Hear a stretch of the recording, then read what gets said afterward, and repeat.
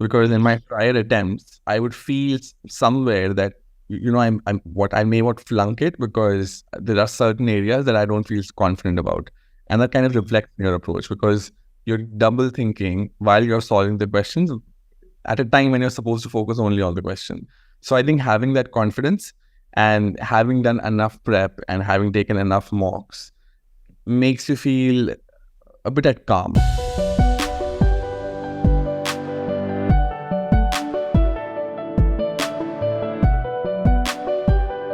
Hi, how are you? Very good. How are you? Thank you again for joining us for the Success Story series. So before we get started, maybe you could give a little bit of background about yourself. What do you do and what has been your journey so far?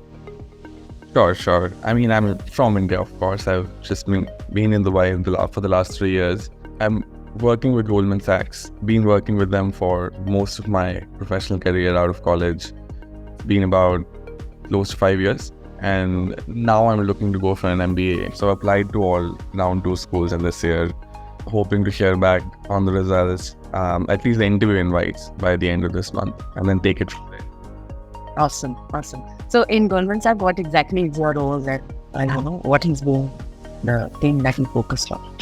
Yeah, so at Goldman, I work in the investment banking division. The broader business that I'm part of is Goldman's financing business.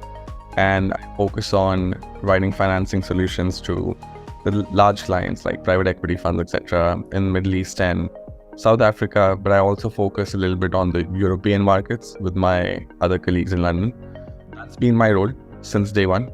I was in India in the beginning for about 1.5 years, and then I moved here solely to focus on this region. So what was the need for doing an MBA? Why did that come to your mind?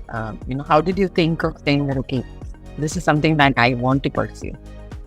Yeah, I think this is the only career I've seen, right? Been around for like 5 years. And I thought now was the time, before it's too late, where I get to see a breadth of options, right? Before sort of settling into one career path. I felt that after 7-8 years, perhaps longer, it'll be a challenge to transition to something else. I thought now I'm still early in my career. I think I've developed some level of foundational understanding of my business, but still I want to see other things. And so that was the primary motivation. And then I think part of it was also because deep down, I know I want to try out tech, whether it's product management in tech or entrepreneurship or VC. But I do want to explore that side of the world, which obviously is slightly different from investment banking, right? And so I felt without an MBA, it'll be hard to transition there. It's still possible, I think. People try, but I thought I would rather take some time off for 2 years, see different things, meet people from different walks of life and careers, and then make an informed decision, but also use MBA as a platform to be able to get to these companies, which otherwise would be a bit of a challenge, I would say, solely focused on networking as opposed to a proper platform. So tell me about your GMAT journey. I know at GS, especially work is something that takes a lot of your time. I know how it works at GS. So how did you plan it? And I understand that you started with figuring out with self-paced programs initially. So tell me a little bit about that journey and how did you get to crack Verbal also later on? Yeah, sure. So I think GMAT was the most challenging aspect of my application, not because it's difficult, but because I didn't spend much time on it. I thought this is one of those things that I could just write towards the end and I should instead focus on other aspects of application. So I spent most of my time on recommendations, essays, school research, talking to students and so on. I deprioritized GMAT until the very last minute. I had written GMAT about 1.5 years ago, didn't get a great score, it was 680, but didn't practice as well. I thought I would just go and wing it. I thought maths is obviously, or should be, relatively easy. And then how hard can verbal be? My assumption was I would still get 700 plus in the first attempt. It'll be a good measure of where I stand. And then I can take another shot, 8 shots. I can take another one and improve the score. It was 680. I in fact, took another mock after I gave one live test and the score dropped to about 630, 640. And I realized that, okay, fine. While quant is okay, I still need to focus on verbal in a more systematic manner. And then I went about using different prep courses available online. In fact, bought some of them. And I realized that merely solving questions wasn't helping me. because in practice sessions, I would get questions right, but then under pressure, and especially in a 1 hour time frame where I'm not focusing on, let's say, one specific area of sentence correction or one specific area of critical reasoning. If everything is mixed, thrown at me at once, and I have to manage time as well, and I have to then deal with the pressure, I would probably need to take a different approach. So just merely solving questions wasn't helping, and I thought, let me just get the help of an expert and basically try to see what are some of the things that I'm not getting right, especially in terms of efficiency. Are there small changes that I could make to my approach and see a meaningful difference in my score? And so, yeah, that was my motivation for taking the self-paced course. I spent 10 hours with Dipankar. Our focus was two-part. One was to sort of reiterate all the broad concepts in verbal, most of the things I had seen before, but having him on the call and having us discuss those concepts live sort of solidified them in my head. And more importantly, I got confidence that I actually know these things, and then it's not a matter of knowledge, but a matter of practice and approach. And the second thing was we would take a few select questions under every topic, in most cases tricky questions, and see how my approach is different from his, and then talk about it. And I think that was one of the most helpful aspects, which is focus on the approach instead of just blindly practicing many questions. Okay. So what was that shift? You mentioned that it was more about solving questions under stress that you felt was one area of improvement that you need to focus on. And the other aspect of it is when you were looking at questions, there has to be some strategy around figuring out, especially when you go higher in terms of the level of questions that you will attempt on the real test. What was the shift and what actually changed, even from the stress aspect of it, when you were actually taking the test?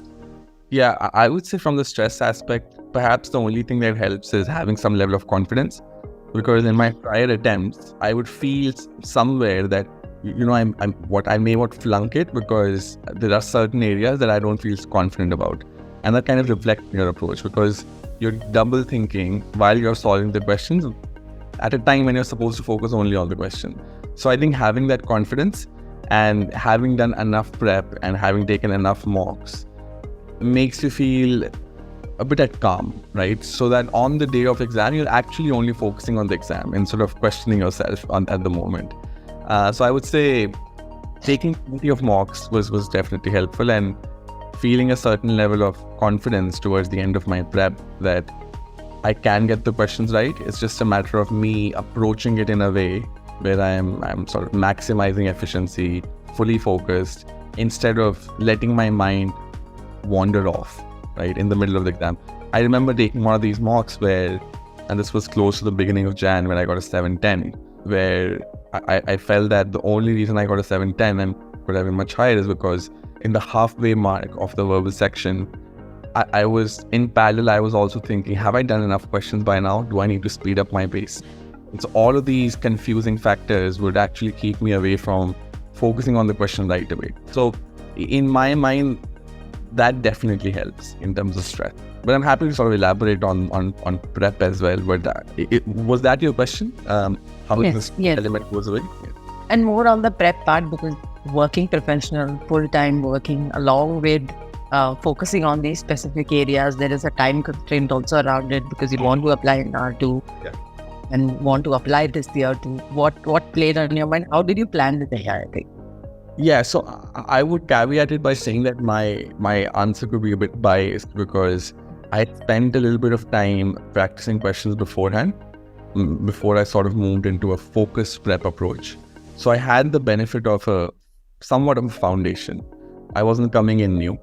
But in my experience, I think even for someone who's coming in new, what helps from a prep perspective, and I'll get to the timing aspect in a bit, what helps from a prep perspective on the verbal side is not just solving a lot of questions, but for every question that you solve, spend perhaps twice the amount of time, even more if it takes, to analyze the question. And what really helped me, and a lot of people say analyze the question, but what exactly does that mean? I feel one thing that Crack Verbal does very well, and I think this is a feature on some of the other platforms as well, but it's very well done in Crack Verbal, is when you watch the video explanation of a question, you can then take your own sweet time to to fully understand the different angles with which you could have thought of the question in the first place, and then how do you go about solving the question. And I feel once you've done enough of that, once you've seen someone, the person on the other side of the camera, solve enough of those similar type of questions, you kind of internalize that approach. That the approach should be, okay, I would eliminate the wrong answers, and then my objective is to confidently say what A, B, C, D are wrong, right? And then I can look at E and then spend a bit of time assessing whether E is indeed right or not. I think watching those video explanations helps. And then one thing that I've noticed after perhaps practicing a lot of questions is that if you do enough of these and focus on the explanation enough, you'll see a pattern eventually. And once you develop that pattern, you'll start feeling confident, right? And then it's just a matter of applying yourself in sort of unfamiliar situations, which is giving more, right? Once you sort of develop that solid foundation.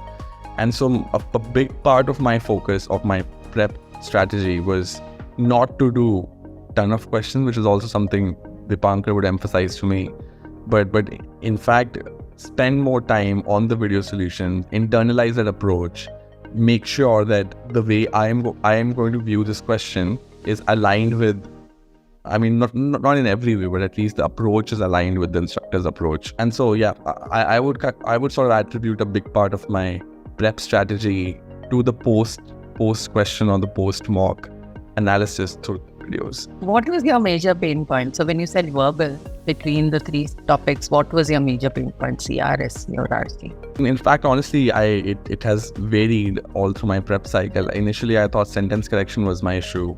But once I had done enough of sentence correction and I had spent enough time focusing on the analysis of sentence correction questions, it kind of became my strong suit. And then I realized that I haven't spent enough time on critical reasoning, for instance. And critical reasoning, I personally feel, is one of those areas where, again, you don't need to have any specific knowledge. If you have spent enough time getting familiar with different types of questions and you've practiced in a timed manner, you will see an improvement. And I think that was one of the areas that I sort of not focused on, thinking that, it's going to be an easy area. And then towards the end of my prep, which is when I gave another exam in the beginning of Jan and got 710, I realized that I have now sort of done a disservice to RCs, and I should have stuck with RCs all along. And then the difference in my approach from when I got 710 to 715 hours to, one, focus on RCs, second, focus on how RCs affect me during an actual mock, right? Because obviously the approach to deal with RCs is a bit different, but also ensure that I'm not leaving the other two sections behind. So I think what's important is to make sure that you're sort of following a balanced approach across all of these three sections. But one thing that I would say to your earlier question that I kind of missed out in terms of timing, I think it kind of goes back to my earlier point. I don't think someone needs to study several hours a day to effectively focus on verbal. I think if you follow a sort of a streamlined strategy, which is something either you can develop or you can develop with your instructor, right? It could be something as simple as, I'm going to spend 2.5 hours every day, whatever, right? It's somewhere in that ballpark in a certain area, right? And I'm going to sort of pace it out over the week in a certain way. And I think a month is a good time to develop a foundation. I feel like some people can get it done in a month, some people will need longer. But I'm certain that alongside work, if someone can spare 1.5 to 2.5 hours, it's a good enough time to sort of focus on the verbal section, right? And this is especially for those who are starting out. I don't think, again, I'm biased perhaps, but I don't think it takes 5 to 6 hours every single day, right, for 2 to 3 months to crack GMAT. I think it's about how efficiently you're sort of planning your approach. Yeah. So you mentioned about mock tests also, right? So did you specifically focus only on the official mock tests, especially the GMAT prep ones? What was your strategy around that? Yeah, and on the mock tests, I've had sort of a mixed experience, which is early on in my prep, I was told that, well, mock tests have limited questions and you can run out of those questions pretty early on. So perhaps there is a mock test for a later stage. And so I tried mocks from like lots of different websites. I remember trying one from Expert Global. I tried some from Manhattan. Of course, all of them had different levels of difficulty. I also think it's good to try out those mocks, either before or in between or after you tried mocks, because official mocks don't give you solutions. They will just tell you whether the answer was right or wrong and what was the right answer without giving any explanation. But I think it's equally helpful to be able to sit down after you've done a mock and be able to thoroughly analyze each question by looking at the actual solution of that question.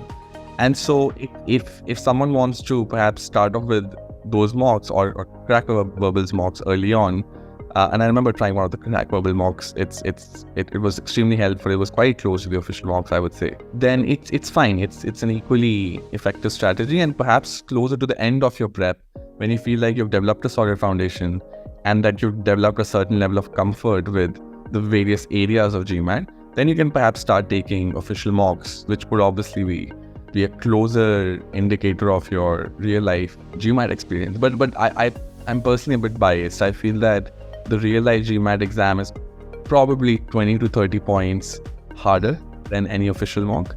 But I think again that can be attributed to stress. If you're giving the same level of difficulty at home, it tends to be easy, versus on the day of your exam where you're thinking, oh, this is a make it or break it moment in my life.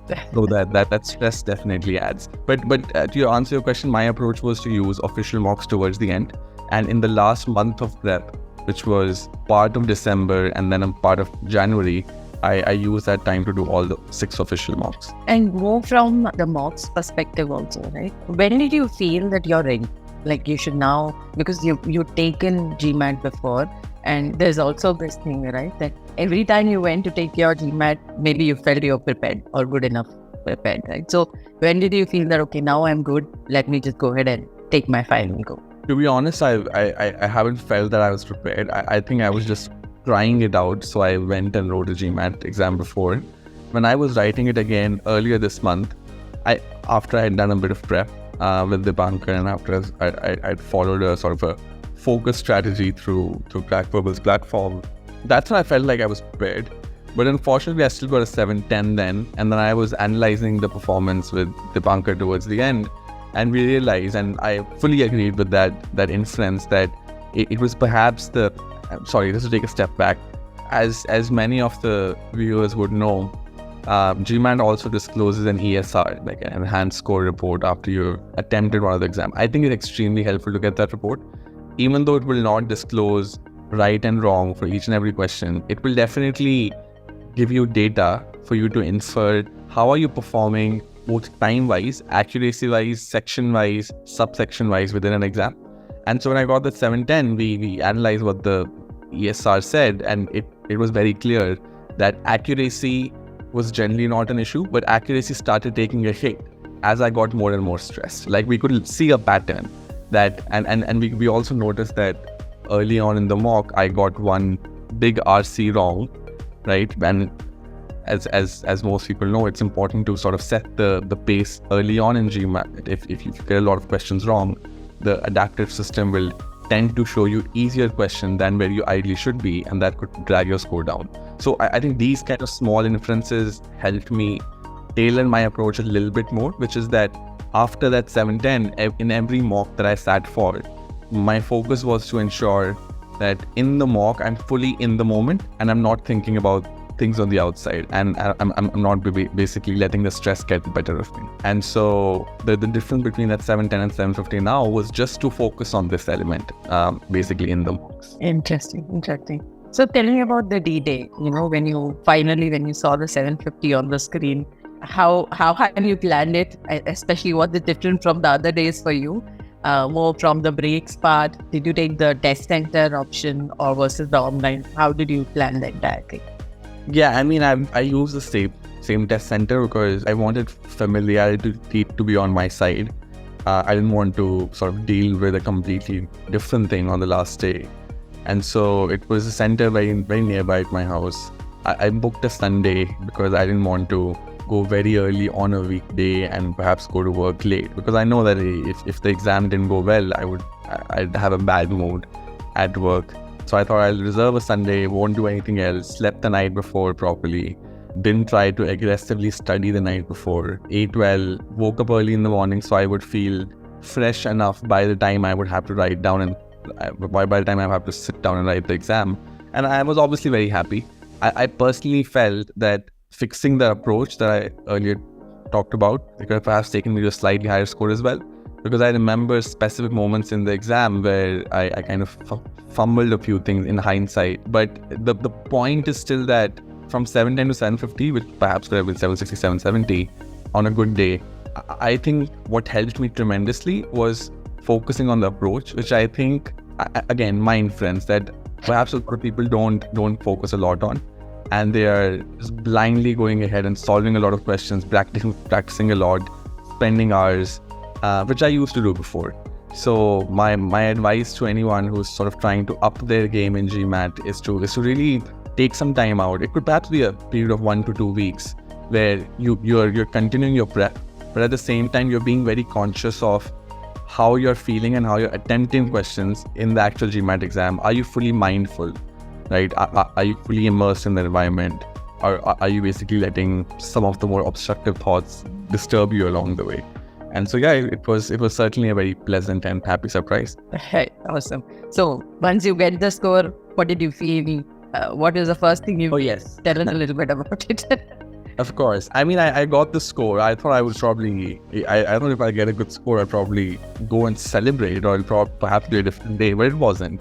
Because once I got the score, just like most things, I was sort of worried about the next thing now, which is I got this N50 after I had applied to around 2 schools, and I wanted to send them an update. And, you know, there's no guarantee that a school will take that score. And I don't recommend this approach to anyone, because most schools clearly say that even if you send us your score, even if you are willing to take a look, there's no guarantee that we will give value to that new score. So I would strongly recommend to everyone to get the GMAT done early on as much as possible, so you can properly focus on other aspects of your application, not leave GMAT to the last minute.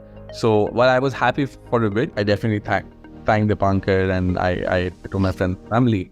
I then sort of reached out to all the schools just to let them know. And so surprisingly, even though it was 23, 24 days after the deadline, most of those schools came back to me and they said, well, that's great news to hear. We can confirm that we have attached your new score to your file now. But again, I will not recommend this as an approach, because it really depends on what the AdCom is feeling, right? There were 1 or 2 schools that were my top preferences that never replied back. So I would imagine that they are done with their assessment by now, and they've evaluated the different applications, and they won't be able to account the higher score in. But I'm glad, congratulations on that. And I think, I'm sure it's been an awesome journey, but at the same time, because it's done, you're more relaxed. I am more relaxed, but I have to say that as in every business school applicant, I used to think that the most stressful part would be preparing to submit application, but it is really the wait between submitting and waiting to hear back from your schools, even if it's the first step of interview. So that anxiety to some extent is still there, but hopefully it'll go away in a matter of a few weeks. Yeah, I agree. I get so many messages every day saying how much more do we need to wait for the interview to come. All right. Thank you so much, Vaibhav. This is insightful and really, really nice to talk to you too. Congratulations on the score, and all the best for your applications. I'm sure you'll do amazing. And please keep us posted on, where you got in, and it will be amazing to hear that too. Thank you so much.